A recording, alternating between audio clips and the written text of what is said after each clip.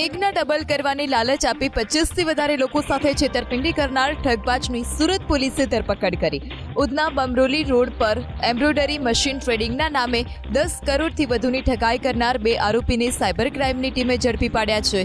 નીરજસિંહ રાજપૂત અને અજયસિંહ રાજપૂતે ભાટિયા કોમ્પ્લેક્સમાં ભાડે ઓફિસ રાખી ઠગાઈનો ધંધો શરૂ કર્યો હતો।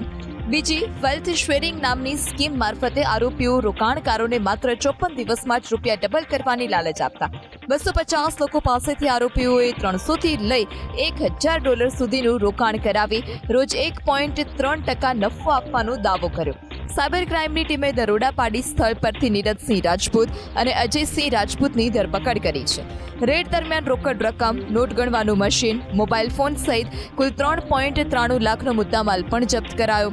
તપાસમાં ખુલાસો થયો કે નીરજસિંહ રોકાણકારો પાસેથી રોકડા રૂપિયા ઉઘરાવી સુરતના સુપારસ શેઠિયાને પહોંચાડતો અને જેના બદલામાં સુપારસ આરોપીઓના ડિજિટલ વોલેટમાં USDT નામની ક્રિપ્ટોકરન્સી ટ્રાન્સફર કરતો। તપાસમાં એ પણ સામે આવ્યું કે નીરજસિંહે ડિસેમ્બર 2025માં ઠગાઈની આ સ્કીમ શરૂ કરી હતી। શરૂઆતમાં તેણે પોતે આ સ્કીમમાં 46,500 રૂપિયાનું રોકાણ કર્યું હતું। બાદમાં તેને ભાઈના 2 મિત્રોથી વધુ લોકોને સ્કીમમાં જોડવામાં આવ્યા। બાદમાં ચેઇન સિસ્ટમ બનાવીને નવા રોકાણકારો લાવવામાં આવતા હતા। હાલ સુધી 40 જેટલા ભોગ બનનાર રોકાણકારો પોલીસ સમક્ષ આવ્યા છે। પોલીસે અલાઉદ્દીન અને સુપારસ શેઠિયાને વોન્ટેડ જાહેર કરી વધુ તપાસ હાથ ધરી।